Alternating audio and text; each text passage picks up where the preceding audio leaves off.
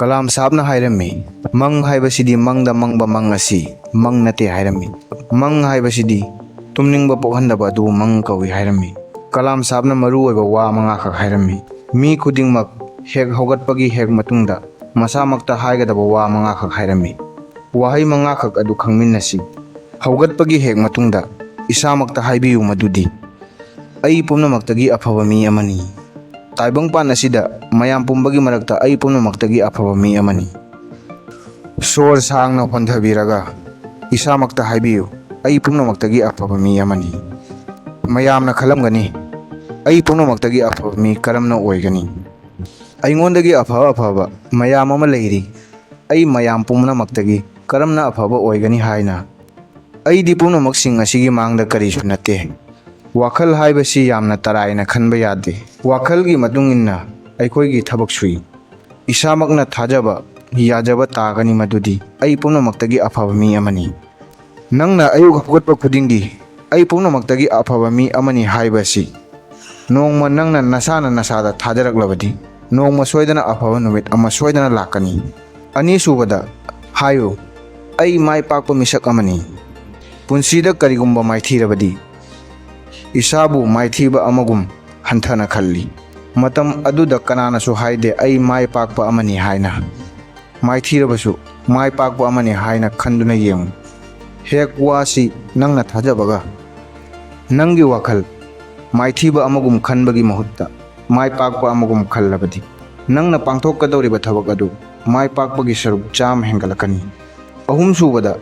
ayuk khudingi nasamakta haijagadaba wa adudi ai ngamgani Mi khudingmak punsida manglan ama leijai adubu mi saruk tangkhaidagi su hena ningjaba manglanbu mapung phahanba ngamde maram asina masamakta thajaba ngamdaba masamakpu asonbani ai ngamoi haina khanba thabakdu howdringaida ninghannaba wakal mayamna namthaduna masana masabu chingtha hanbanani nasamakta thajaba tham ayuk hogotpa khudingi hayu ai ngamgani mari subada matam pumbada hayu He Isor, matam pumbada aigi mateng pangbiyu. Mi khudingmaki punsida karigumba phattaba khudongthiba thoklabadi hainai. He Isor, masi aingondada karigi taribano thoklibano. Isorna masi pumbasi aingondada karigi thokalibano. Isor pumnamaki afaba tawi. Ngasi nangi nafamda awaba piri, atopa amagi mafamda nungaiba piri. Nungma nangisu nungaiba lakani. Matam pumbada Isorda thajaba thambiyu. Isor matam pumbada nangbu thadokloi. Manga subada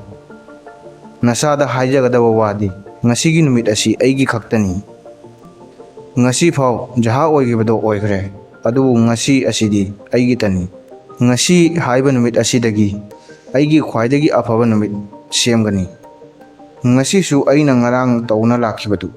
adu sum tauna leirabadi ai ngasi su ngarangi punsi adumuk phangani nangi mai pakpa nangi thabakta ui madudi nang tigi kari tawi aduga jaha thabak nangna tawbado kayam phajana tawi masida nangi mai pakpa ui ayuk hogatpa khudingi hayo ngasigi numit asi aigi numitni ngasi asi aigi punsigi khwaidagi afaba numit semgani amukka wahai manga asibu tasi ai pumnamaktagi afabani ai ngamgani isor matam pumbada aigi mateng pangbiyu ai mai pakpa amani ngasigi numit asi aigi khaktani